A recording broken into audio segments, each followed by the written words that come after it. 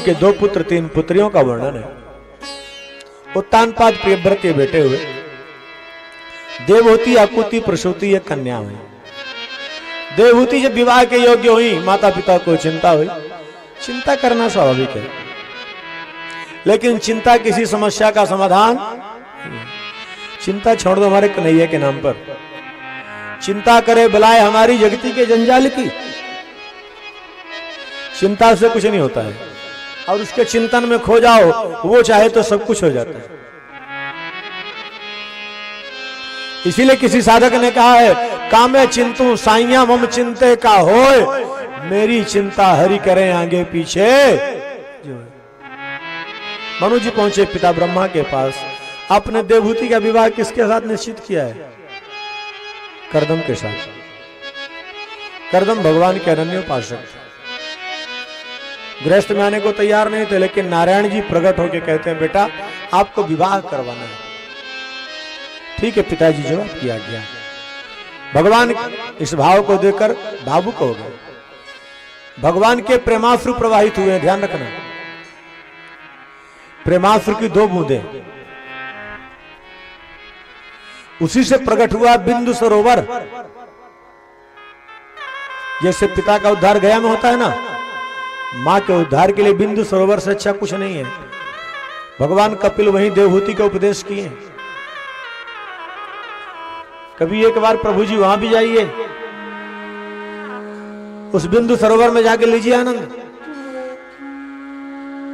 भगवान की कभी कृपा हो जाओ। लेकिन ज्यादातर लोगों को पता ही नहीं होगा बिंदु सरोवर है कहां। आप लोगों को पता होगा, आप लोगों की बात करता। यहां सब ज्ञानी ध्यानी बैठे हैं। ज्ञान ध्यान जहां बढ़त जेवरी, ऐसी बात नहीं है। बिंदु सरोवर जहां देवहूति कपिल का संवाद हुआ,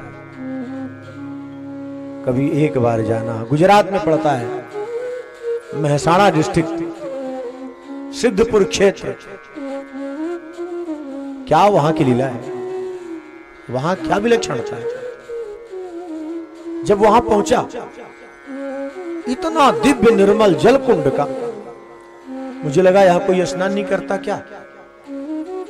वहां के लोगों से हमने कहा, बाबा यहां स्नान कर सकते हैं? अरे बोले खूब स्नान करे, पर अपना सामान देख के। हमने कहा यहाँ 4 लोग हमारे साथ जो थे, 3 और थे।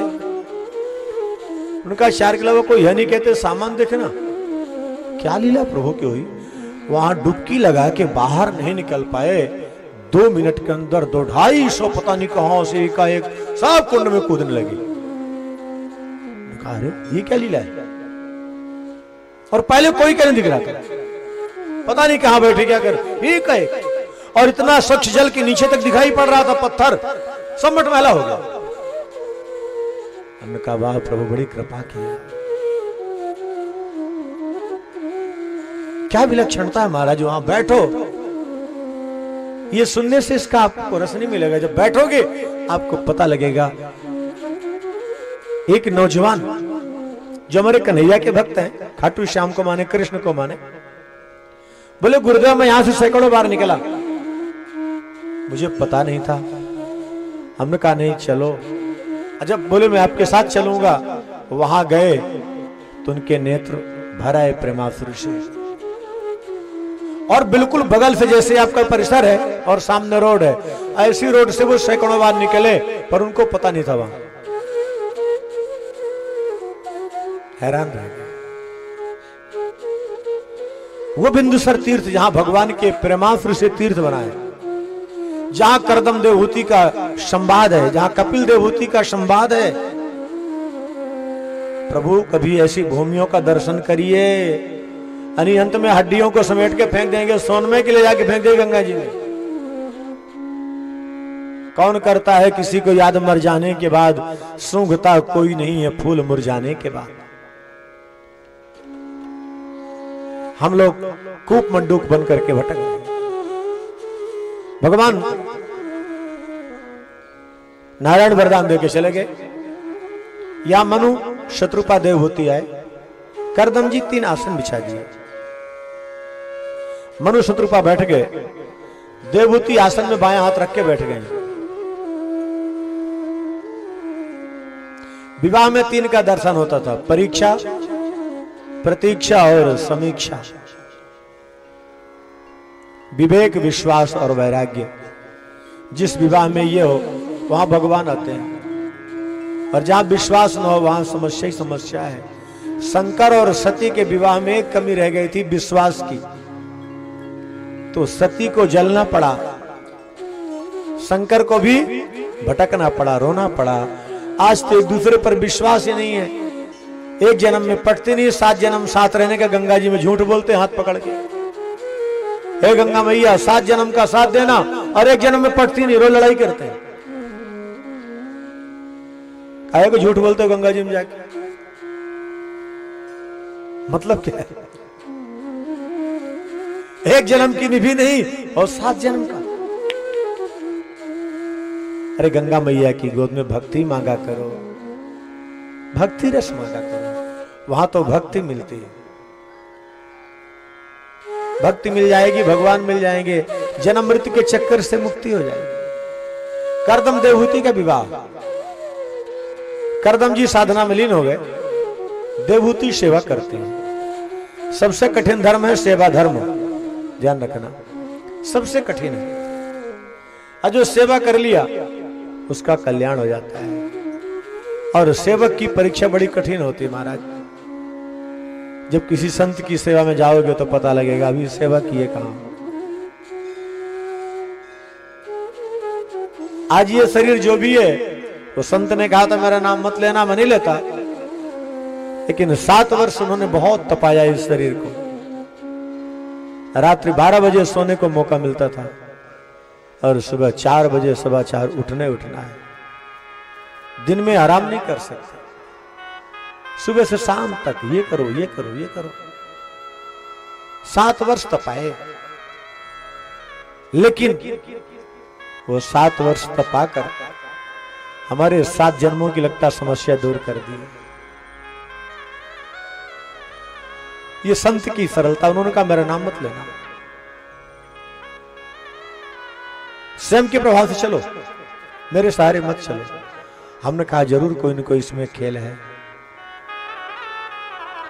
दूसरे की बैसाखी पर कब तक चलोगे? स्वयं का बिछाया हुआ बिस्तर बहुत अच्छा होता है, अपना आसन चद्दर कैसा भी हो, पर दूसरे का भले मखमल का हो, पर उसमें समस्या तो रहती है। संतों की सेवा कैसे की जाती है, कैसे डांटते हैं। आप गलती नहीं की तब भी डांट देंगे, पर डांट को उनके प्रसाद मान को मुस्कुरा के चल दोगे ना, तभी वो कृपा भी करते हैं। और आज कहीं न कहीं उस संत की कृपा इस शरीर पर झलक रही है। कथा के मार्ग में लाने वाले वही है इस शरीर को। आज मस्ती ले रहे, जीवन में संत सेवा करो, साधु महापुरुषों की सेवा करो। देवहूति सेवा करते करते शरीर कृशकाय कर दें। जब नींद भी कम होगी तो भूख भी कम होगी। शरीर भी हमारा तंदुरुस्त हृष्ट पुष्ट रहे और हम सेवा भी कर लें, यह संभव नहीं है। करदम जी देवहूति की तपस्या से संतुष्ट हो गए। क्या कहते हैं सुनिए। तुष्टो हमद्य तब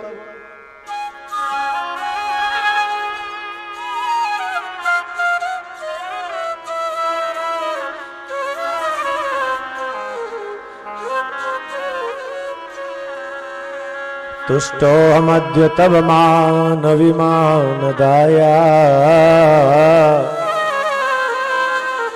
शुश्रूषया परमया परया च भक्त्या यो देहिनामयमति वसुरेत् स्वदेहो नावेक्षिता समुचिता क्षपितुम मदर्थे। हे देवी, आपकी सेवा तपस्या से मैं संतुष्ट हो गया हूं। बोलो आपको क्या चाहिए? आप मेरी सेवा से संतुष्ट हो गए तो अब मुझे कुछ नहीं चाहिए। भगवान के सामने कुछ मांगना भी नहीं चाहिए। जो प्रभु की इच्छा हो, जो कृपा प्रसाद मिल जाए वो ठीक है। क्यों? मेरा कोई नहीं बिना तेरे, नदलाल सवरिया मेरे। मेरा कोई न सहारा बिन तेरे, नंदलाल सवरिया मेरे। मेरा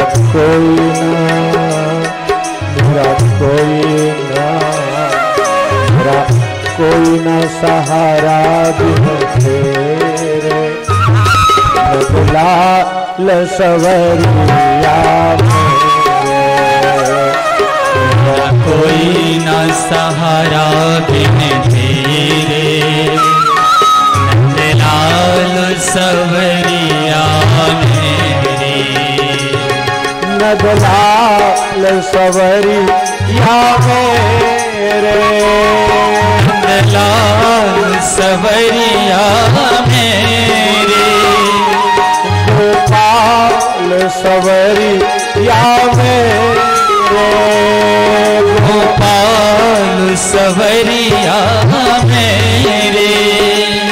मेरा कोई ना, मेरा कोई ना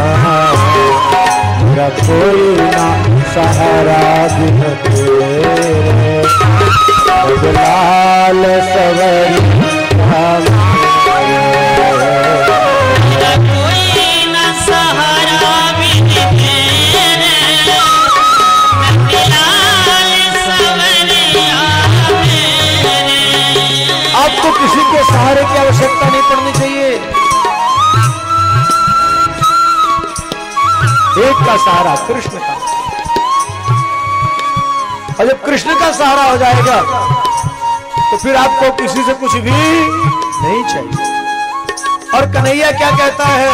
जिसको कुछ चाहिए उसको कुछ भी नहीं देता, जिसको कुछ भी नहीं चाहिए उसको सब कुछ दे देता हूं।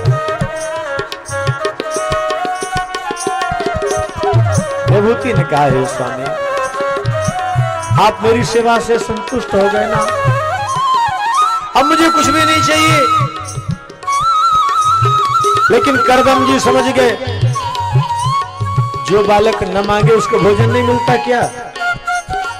बोलो, आपके पास दो सेवक हो, एक थोड़ी सेवा करे बार बार कुछ मांगता रहे, और एक खाली सेवा करे आपसे कुछ मांगे नहीं, तो ज्यादा ध्यान किसका रखोगे? बोलो, क्यों पाली निवासी कि चुराटवासी? चलो चुराटवासी हो गए। देखो भाई, दो सेवक हैं, एक बार बार थोड़ी सेवा करके कुछ मांगता रहता है, और एक खाली सेवा करता कुछ मांगता नहीं। ज्यादा ध्यान किसका रखेंगे? जो सेवा करता है पर कुछ मांगता नहीं है। आप मेरे प्रभु की सेवा तो करो पर कुछ मत मांगो। उनको पता है हमको क्या देना है, कब देना है, कैसे देना है, ये उनको ज्ञात है। करदम जी से देवभूति कोई याचना तो नहीं कर रहे, लेकिन करदम जी समझ गए, विवाहो न विलासार्थम धर्मार्थमेव केवलम। ये जो विवाह है भोग विलास के लिए नहीं होता महाराज, धर्मार्थमेव केवलम, धर्म के लिए। इसीलिए कन्या का विवाह होते ही उसको एक प्रमाण पत्र मिल जाता है धर्म पत्नी का अपने आप। कुछ धर्म करे या न करे उसको धर्म पत्नी लोग कहते हैं, अमुक की धर्म पत्नी है। करदम जी एक कुंड प्रकट किए, उसमें देवभूति को प्रवेश कराया, परम सुंदरी बन के आ गया। कई दासियां मन से विमान प्रकट किए जिसका नाम पड़ा कामुक। वो विमान मन के वेग की गति के आधार पर चलता है। उस विमान पर बैठ के सभी तीर्थों में गए, तीर्थवास किए, बाद में गृहस्थ में प्रवेश हुआ। आप पहले तीर्थ जाओ, उसके बाद गृहस्थ में प्रवेश करो। बालक या बालिका कोई भी आएगा निश्चित भगवान का परम भक्त होगा। लेकिन हम उल्टा करते हैं, पहले गृहस्थ में जाते हैं और जब बुढ़ापे में किसी काम के नहीं होते तो चारों धाम की यात्रा में जाते हैं।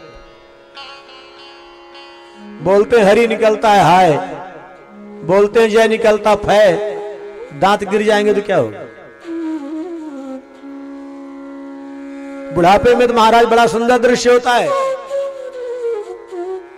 आंख में तनेगा जाला और नाक से बहेगा नाला, लाठी से पड़ेगा पाला। वृद्धावस्था आने रे, पड़ा पड़ा तू तो थूकता रहेगा पी के दानी में। वो अवस्था भजन की नहीं है, भजन की अवस्था तो युवावस्था है। हम उसमें नहीं गए हैं तो फिर बुढ़ापे में क्या। चलो हमको प्रसन्नता है कि कम से कम हमारे अवधिया जी ऐसी पूंजी कमा करके गए, अपने दोनों बेटों को जवानी में ही कथा में बैठा दिए। एक यहां बैठ के हाथ जोड़े, एक वो पीछे खड़ा हुआ हाथ जोड़े, और भोला भगत लगा होगा पीछे होगी। यहां बुढ़ापे में कथा नहीं हो पाती है, किसी के माध्यम से ही। देखो फल कोई और खाता है, वृक्ष कोई और लगाता है। आज राम सजीवन जी, कुसुम जी ये वृक्ष तो लगा दिए, लेकिन फल उनको नसीब नहीं हुआ। फल तो अशोक अनिल ही खा रहे हैं ना। ठीक है, वो चाहे जिस रूप में उनको निमंत्रित किया गया वो कथा का रसपान कर रहे हैं, लेकिन जिस मस्ती में बैठ करके ये रसपान कर रहे हैं, इस मस्ती से तो वंचित रह गए कि नहीं। ये भी उसी की कृपा से होता है, वो जब चाहता है जिसको उसी की देता है। हर किसी के लिए फल सुलभ नहीं है। इसके बाद गृहस्थ में प्रवेश किए, 9 कन्याओं का जन्म, उनका संबंध 9 ऋषियों के साथ, अत्रि, अंगिरा, वशिष्ठ इत्यादि के साथ। करदम जी ने कहा मैं जाऊंगा। महाराज आप जाओगे, ज्ञान से वंचित रहूंगी क्या। भगवान कपिल का प्राकट्य, करदम जी वहां से निवृत्ति मार्ग में गए। भगवान कपिल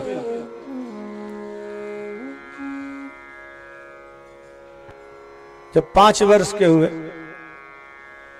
चलो कोई बात नहीं, जिसको अंधेरा हो रहा जाओ, पड़ोस में बारात हो चले जाएंगे, रात में कथा में रसगुल्ला तो मिलेगा नहीं, तो जाना जरूरी है। देखो किसी के यहाँ बारात रात में नहीं आती होगी, तो दिन में आती होगी कि नहीं। अरे कन्हैया के नाम पर बैठने वालों को कन्हैया वाहन भेजता है, जिनको विश्वास नहीं वो डरते हैं। चलो अच्छी बात, अपना अपना विषय। थोड़ा सा ध्यान आप लोगों का भटक गया, इसलिए मनोविनोद कर देते हैं। भगवान कपिल जब 5 वर्ष के हुए, उच्चासन पर बैठा है।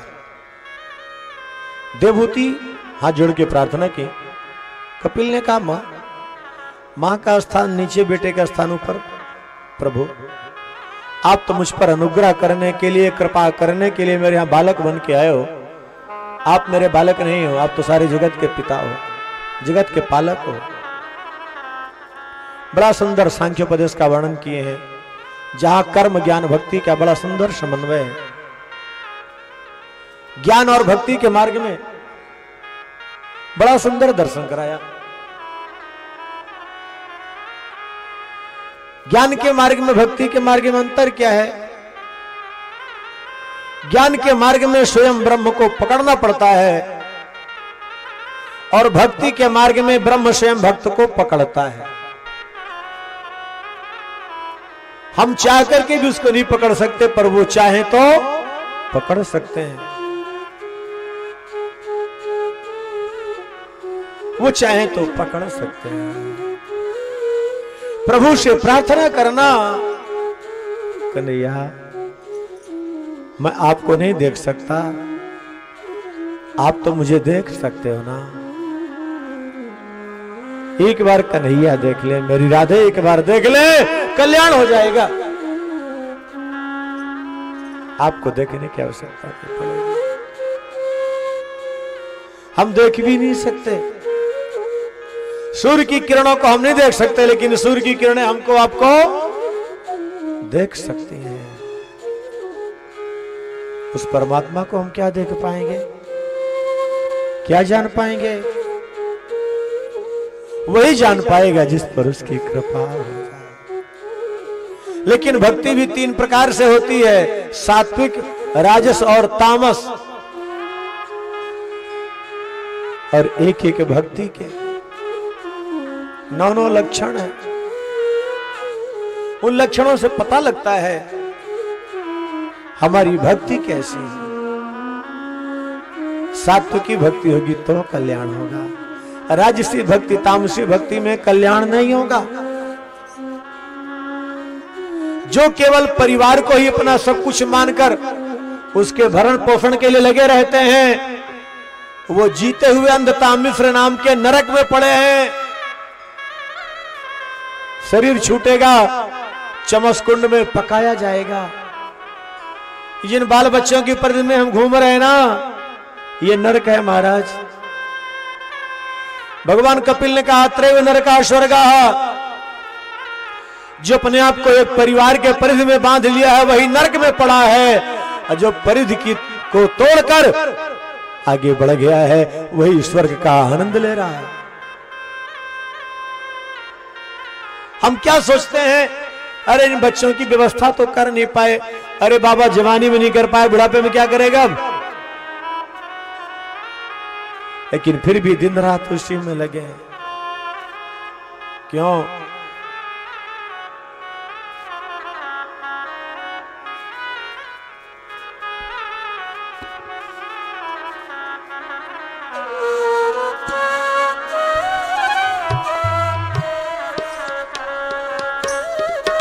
जाए राम दारुण दुख दीना, राम दारुण दुख दीना। राम दारुण दुख दीना, राम दारुण दुख दीना।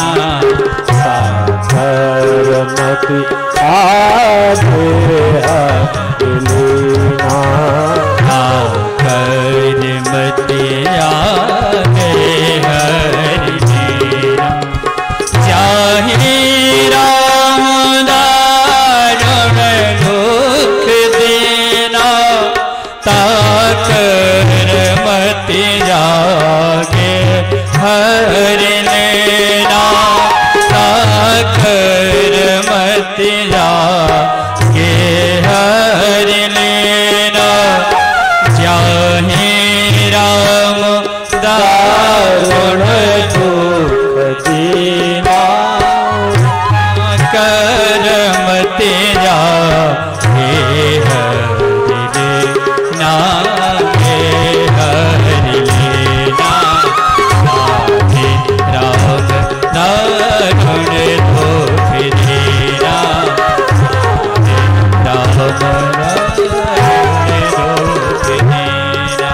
अत्रैव नरकः स्वर्गः। भगवान कपिल ने कहा है देवी, यही नरक और यही स्वर्ग है। नरक की परिधि क्या है? जो केवल अपने परिवार तक अपने आप को समेट रखा है वो नरक में पड़ा हुआ है।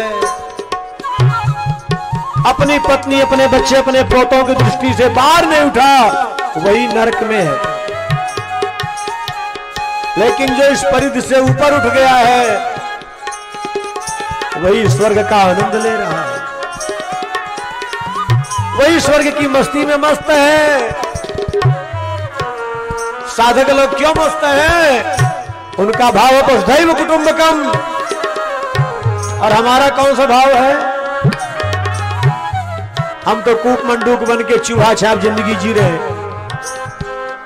चूहा बिल से बाहर निकला, थोड़ा खाने की व्यवस्था किया और सामग्री मिली, लौट के उसी बिल में। हम तो इतना ही कर रहे हैं ना। कैसा जीवन है ये? दुर्लभो मानुषो देहो देहिनाम क्षण भंगुरः तत्रापि दुर्लभम मन्ये वैकुंठ प्रिय दर्शनम। अत्यंत दुर्लभ तन है बाबा, कब कहां कैसे खिसक जाए कुछ पता नहीं है। अच्छा खिसक जाएगा दोबारा मिलेगा? अच्छा एक बात बताओ, हम लोगों का मान लो शरीर चला जाए तो हम जिनको पकड़ के बैठे हैं वो तो बेचारे अनाथ हो जाएंगे, फिर वो तो रोटी पानी न खाएंगे कि नहीं? वो सब भूखे प्यासे मर जाएंगे, कोई नहीं रखवाली करेगा। हमारी आपकी दशा तो नादान टिटेरी की तरह है। टिटेरी जब सोती है ना, दोनों पैर ऊपर की ओर करके, किसी ने पूछा ऊपर पैर करके क्यों सो रही है? बोले मान लो रात में आकाश गिरा तो मेरे बच्चों को कौन बचाएगा? अरे पगली, पहली बात तो आकाश गिरेगा नहीं, और गिरेगा तो क्या तेरे पैर में ताकत है कि तू बचा लेगी? वही टिटेरी छाप हम लोग टे टे करते बैठे हैं, परिवार के ठेकेदार हम ही हैं। स्वयं के शरीर को तो संभाल नहीं सकते, जीर्ण शीर्ण हो रहा है, जर्जर हो रहा है, बाल काले दिखे इसके लिए काला रंग पोतते हैं। मैं कई लोगों को देखता हूं, अरे कम से कम आचार्यों को, सरस्वती शिशु मंदिर के आचार्यों को तो काला मुंह नहीं करना चाहिए भाई। अरे सफेद हो गए बाल तो हो जाने दो, क्या कोयला लेके पोतते रहते हैं, कई लोगों को देखता हूं। कितने वर्षों की साधना के बाद खेती पकी थी और आपने काला कर दिया। धन तो ब्लैक मनी वाला अच्छा होता है कि सफेद मनी वाला? कौन सा? अरे काहे को परेशान हो? बोले महाराज जी क्या करें, केशव केशव नस्करी जैसा रेहू न कराए। केशव जी इस पर कटाक्ष किए हैं? नहीं, इनको छोड़ो। देखो नाखून और ये केस, ये बड़े हठी हैं। आप कितने इनको धुतकारो, कुछ करो, ये वही करेंगे जो इनका हट है। नहीं, आओ लौटो अपने मार्ग पर, अपने आप को पहचानो, आप किस लिए आए हो, कौन हो? भगवान आपको पकड़े ऐसा मार्ग बनाओ। देवहूति को वैराग्य हुआ, ज्योति निकले भगवान में समाहित। भगवान गंगा सागर के प्रस्थान करते हैं। आइए